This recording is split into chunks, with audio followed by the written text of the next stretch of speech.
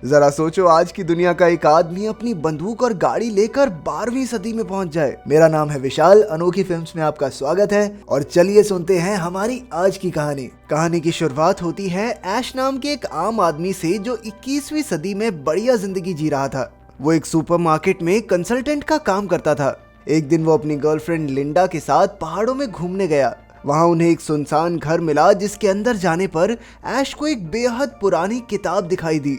असल में ये सदियों पुरानी बुरी शक्तियों से भरी किताब थी। इसके पन्नों को इंसानी खाल से बनाया गया था और इस पर लिखने के लिए किसी स्याही का नहीं बल्कि खून का इस्तेमाल किया गया था। ये किताब जिंदा इंसानों के लिए नहीं बनी थी, इसलिए जब ऐश ने इसे खोला तो अचानक जंगल में से काली शक्तियां जिंदा हो उठी। उन काली शक्तियों ने लिंडा पर हमला करके उसे मार डाला। इसके बाद वो आत्मा उसके हाथ से होते हुए ऐश के शरीर में घुसने लगी, लेकिन उसे और आगे बढ़ने से रोकने के लिए ऐश ने एक आरी से अपना हाथ ही काट डाला। उन काली शक्तियों ने हवा में एक जादुई गोला बनाया जिसने वहां पड़ी सारी चीजों को निगलना शुरू कर दिया। अचानक ऐश भी उसकी चपेट में आ गया और कुछ ही पलों में वो एक खाली इलाके में जा गिरा। असल में वो 21वीं सदी से सीधा 12वीं सदी में पहुंच गया था। तभी कुछ घुड़सवारों ने आकर उसे गिरफ्तार कर लिया और किंग आर्थर के सामने पेश किया गया। उसी वक्त वहां एक बूढ़ा फकीर आया और उसने आर्थर से कहा कि शायद ये वही आदमी है जिसके बारे में भविष्यवाणी में बताया गया है। लेकिन आर्थर को इन सब बातों पर यकीन नहीं था। उसके हिसाब से तो ऐश उसके दुश्मन हेनरी का भेजा हुआ एक जासूस था, इसलिए उसने ऐश को खूनी कुएं में फेंकने का आदेश दे दिया। फिर जब सिपाही ऐश को पकड़कर ले जाने लगे तो उस फकीर ने ऐश की आरी अपने पास रख ली। उधर ऐश को बेड़ियों से बांधकर शहर में ले जाया गया तो शहर के सभी लोग मिलकर कैदियों के झुंड को गंदी गंदी गालियां निकालने लगे। वो लोग जासूसों को पकड़ने के लिए किंग आर्थर का जय जयकार कर रहे थे। तभी शीला नाम की एक लड़की भागकर आर्थर के पास आई और पूछा कि उसका भाई जंग से कब लौटेगा। पर आर्थर ने शीला को बताया कि बदकिस्मती से उसका भाई जंग में शहीद हो गया था। इधर आम लोग अब कैदियों को पीटने पर उतर आए थे। तभी शीला ने भी उसे दुश्मन समझकर ऐश पर पत्थर फेंके ताकि वो अपने भाई की मौत का बदला ले सके। खैर, इसके बाद सभी कैदियों को शहर के बीचों बीच बने खूनी कुएं के पास ले जाया गया। जैसे ही पहला कैदी अंदर गिरा तो कुछ ही पलों में कुएं से खून का फवारा छूट गया। इसे देखकर एक कैदी ने डर के मारे भागने की कोशिश की, लेकिन आर्थर ने अपने तीर से उसे वहीं मार गिराया। इसके बाद ऐश की बारी थी और तभी शीला ने उसे एक पत्थर मारा ताकि वो बचकर भाग ना पाए। जैसे ही ऐश कुएं में गिरकर नीचे पहुंचा तो अचानक खूंखार ज़ॉम्बीज़ ने उस पर हमला कर दिया। ऐश भी उनका मुकाबला करने लगा और तभी बूढ़े फकीर ने उसकी मदद के लिए ऊपर से वो आरी फेंकी। ऐश ने अपने कटे हुए हाथ से भी आरी को पकड़ लिया और एक एक करके ज़ॉम्बीज़ का काम तमाम करने लगा। लेकिन उसी वक्त लोहे के कांटों वाली दीवारें दोनों तरफ से उसके करीब आने लगी। तभी ऐश ने लोहे की जंजीर थामी और उसी के सहारे ऊपर चढ़ने लगा। उसके पैर लोहे की जंजीरों में फंसकर कटने ही वाले थे कि ऐन वक्त पर वो ऊपर चढ़ गया। उसे जिंदा वापस लौटता देखकर किंग आर्थर और बाकी सभी शहर वालों के भी होश उड़ गए। ऐश फ्यूचर से अपनी बंदूक लेकर आया था और 12वीं सदी के लोग बस तीर कमान और तलवारें चलाना जानते थे। जैसे ही ऐश ने बंदूक हवा में उठाई तो सबके सब बुरी तरह डर गए। तभी कुएं में से एक ज़ॉम्बी निकलकर उसकी ओर आया, लेकिन ऐश ने उस पर बंदूक चलाकर उसे वहीं मार गिराया। ऐसी ताकत 12वीं सदी वाले लोगों ने कभी नहीं देखी थी, तो सभी लोग उसे भगवान का भेजा फरिश्ता मानकर उसकी सेवा में जुट गए। ऐश के चारों ओर सुंदर लड़कियां खाना और शराब लेकर खड़ी रहती थी। फिर शीला भी उसके पाँव में आकर बैठ गई और उस पर पत्थर फेंकने के लिए माफी मांगी, लेकिन ऐश ने उसे माफ नहीं किया। इसके बाद बूढ़े फकीर ने उसके कमरे में आकर कहा कि उसे वो प्राचीन किताब ढूंढनी होगी, क्योंकि उसी के जरिए वो वापस घर जा सकता है। उसी पल वहां एक अजीबोगरीब सी चुड़ैल आकर चिल्लाने लगी कि इस आदमी को मरे हुए लोगों की किताब नहीं मिल सकती। ये सब क्या चल रहा है इस मूवी में? खैर, इस वाहियात सी चुड़ैल को देखकर वहां मौजूद सभी सिपाही और लोग काफी डर गए, लेकिन फिर ऐश ने अपनी बंदूक निकाली और एक ही झटके में चुड़ैल की गेम बिठा दी। अब बूढ़े फकीर ने ऐश को वो किताब ढूंढने को कहा, क्योंकि अगर वो गलत हाथों में पड़ गई तो पूरी धरती पर बुराई का बोलबाला हो जाएगा। इसके बाद शहर के लोहार ने ऐश को लोहे का नकली हाथ बनाकर दिया जो काम भी करता था। ये टेक्नोलॉजी कहाँ गायब हो गई समय के साथ? लोग आज भी टूंडे घूम रहे, कोई नहीं बना पा रहा ऐसे हाथ। शीला ने भी बड़े मन से ऐश के लिए एक शॉल बनाया, लेकिन ऐश ने फिर से उसकी बेइज्जती कर दी, जिससे शीला को बहुत गुस्सा आया। उसने ऐश को एक जोरदार तमाचा मारा और वहां से भाग गई। लेकिन फिर ऐश भी उसके पीछे पीछे गया और उसे प्यार से चूम लिया। फिर अगले दिन आर्थर और वो बूढ़ा फकीर ऐश को लेकर पुराने कब्रिस्तान पर पहुंचे, जहां उसे वो प्राचीन किताब खोजनी होगी। फकीर ने ऐश को एक जादुई मंत्र बताया जिसके बिना वो किताब उसे नहीं मिल सकती। उसने ये भी कहा कि ऐश को इस मंत्र का हर एक शब्द बिल्कुल सही सही बोलना होगा। इसके बाद ऐश घोड़े पर सवार होकर आगे बढ़ा और चलते चलते एक अंधेरे जंगल में पहुंच गया। तभी अचानक एक खूंखार परछाई उस पर हमला करने के लिए दौड़ी, पर ऐश मौका देखकर भाग निकला, लेकिन जल्द ही वो एक टहनी से टकराकर दलदल में जा गिरा। अब वो जैसे तैसे बाहर निकला और भागते हुए एक पुरानी मिल तक आ पहुंचा, लेकिन परछाई यहाँ भी घुस आई और चारों ओर तोड़ फोड़ करने लगी। तभी उस परछाई ने वहां आग जलाई और ऐश को उसका असली चेहरा दिखाई दिया। ये कोई और नहीं बल्कि उसकी खुद की परछाई थी जिसे वो शीशे से देख रहा था।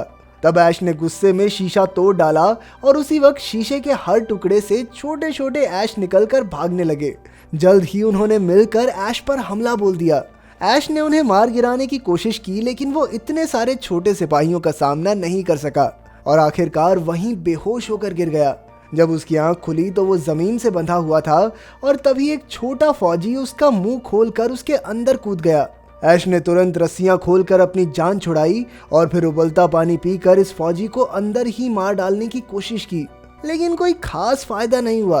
कुछ ही पलों में ऐश के कंधे पर एक आंख निकल आई, फिर धीरे धीरे पूरा सर और फिर आधा शरीर बाहर आ गया। कुछ ही देर में ऐश का बहरूपिया उसी के शरीर से पैदा हो गया था, लेकिन ये ऐश नहीं बल्कि उसके रूप में एक बुरी शक्ति थी। ऐश ने बिना समय गवाए उसे मार डाला और उसके कई टुकड़े करके जमीन में दफना दिए। इसके बाद वो एक मंदिर तक पहुंचा जहां उसके सामने एक नहीं बल्कि 3 एक जैसी किताबें पड़ी थी। उसने बिना सोचे समझे पहली किताब खोली, लेकिन उसमें एक जादुई गोला था जिसने ऐश को ही निगल लिया। बड़ी मुश्किल से ऐश जैसे तैसे गोले से बाहर निकला, लेकिन इतनी ताकत से निगले जाने पर उसका चेहरा एकदम सपाट हो गया था। आखिरकार कई बार जोर जोर से सर हिलाने पर उसका चेहरा पहले जैसा हुआ। फिर उसने दूसरी किताब खोली, लेकिन वो भी एक खूंखार कुत्ते की तरह उसे काट खाने को आई। आखिरकार उसके लोहे के हाथ की वजह से उसकी जान बची। अब आखिरी किताब बची थी, लेकिन तभी ऐश उस जादुई मंत्र के शब्द भूल गया। उसने बिना सोचे समझे गलत मंत्र बोल दिया और अचानक जमीन से मुर्दे बाहर आने लगे। ये खतरनाक कंकाल ऐश को मार डालना चाहते थे, पर वो बड़ी मशक्कत के बाद अपनी जान छुड़ाकर अपने घोड़े तक आ पहुंचा। अब वो फटाफट शहर की ओर वापस निकल पड़ा, पर इधर जमीन से उसका बहरूपिया एक राक्षस के रूप में फिर से जिंदा हो गया। उधर ऐश के लौटने पर सभी शहर वाले खुशियां मनाने लगे, क्योंकि उन्हें लगा कि ऐश उन्हें बुराई की ताकतों से बचाने आया है। लेकिन वो तो बस अपने घर लौटना चाहता था। उसने फकीर को वो किताब देकर कहा कि ये लो अंकल और जल्दी से घर भेज दो मुझे।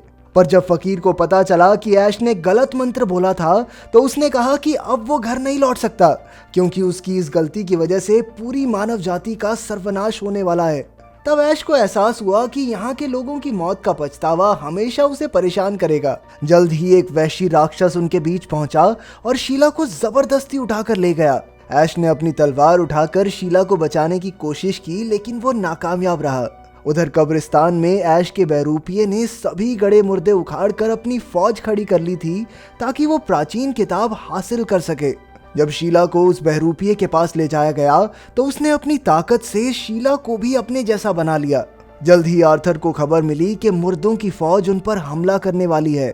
ये सुनकर सभी सिपाहियों में खौफ की खामोशी फैल गई, लेकिन ऐश ने उन्हें हिम्मत देते हुए कहा कि वो जरूर जीतेंगे।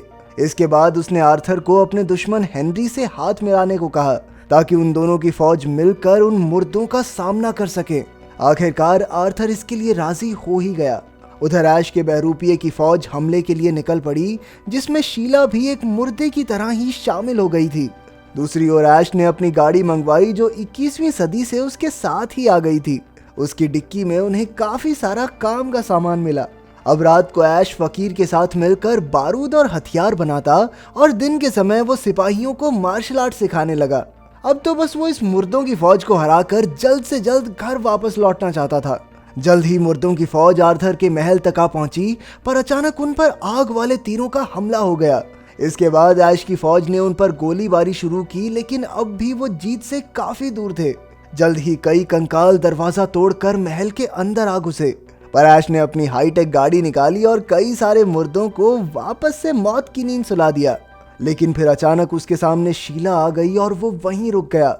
शीला ने उस पर भाले से वार करके उसे मारने की कोशिश की, लेकिन ऐश ने उसे उठाकर दूर फेंक दिया। ऐसा लग रहा था कि वो कंकाल और मुर्दा सैनिक शहर वालों को हराकर किताब तक पहुंच ही जाएंगे। लेकिन ऐन वक्त पर हेनरी अपनी फौज के साथ आर्थर की मदद करने आ पहुंचा। वहीं ऐश अपने बहरूपिये से उस किताब की रक्षा कर रहा था कि तभी शीला ने उस पर फिर से हमला कर दिया। लेकिन ऐश ने इस बार शीला को दीवार से नीचे फेंक दिया। शीला को तो बॉल बना रखा है, कभी इधर कभी उधर। खैर, अब ऐश और उसके बहरूपिये के बीच भयंकर लड़ाई शुरू हो गई थी। चाहे ऐश उसे कितना भी मारे, पर उसका बहरूपिया दोगुने जोश के साथ उस पर फिर से वार करता। अचानक बहरूपिये ने ऐश को दीवार से नीचे पटक दिया और तभी ऐश की नजर बारूद के बैग पर पड़ी जिसमें आग लगने ही वाली थी। उसने मौका देखकर मुर्दों के सरदार को लड़ने के लिए ललकारा और उसके आते ही उसे बारूद के जलते हुए बैग के साथ हवा में फेंक दिया। जल्द ही हवा में जोरदार धमाका हुआ और देखते ही देखते सारे मुर्दा सैनिक मैदान छोड़कर भाग गए। इस जीत के साथ सारे शहर वासियों में खुशी की लहर दौड़ गई। उधर शीला भी अपने असली रूप में आ गई और होश में आते ही ऐश से लिपट गई। वहीं आर्थर और हेनरी के सैनिक एक बार फिर से एक दूसरे के साथ लड़ने मरने को तैयार खड़े थे। लेकिन फिर ऐश ने उन्हें समझाया कि सालों सुधरोगे नहीं तुम। इसके बाद बूढ़े फकीर ने एक जादुई काढ़ा बनाया और ऐश को कुछ खास मंत्र बोलने को कहा ताकि वो वापस 21वीं सदी में अपने घर लौट सके। जाने से पहले ऐश शीला के साथ सैर पर गया और उसे एक आखिरी बार किस करते हुए अलविदा कहा। आखिरकार वो वापस 21वीं सदी में लौट आया और उसने एक कहानी अपने दोस्तों को सुनाई, पर किसी ने भी उसकी इस अजीबोगरीब कहानी पर यकीन ही नहीं किया। अगर वीडियो पसंद आई तो लाइक कर देना, चैनल को सब्सक्राइब कर देना। मिलते हैं अगली वीडियो में।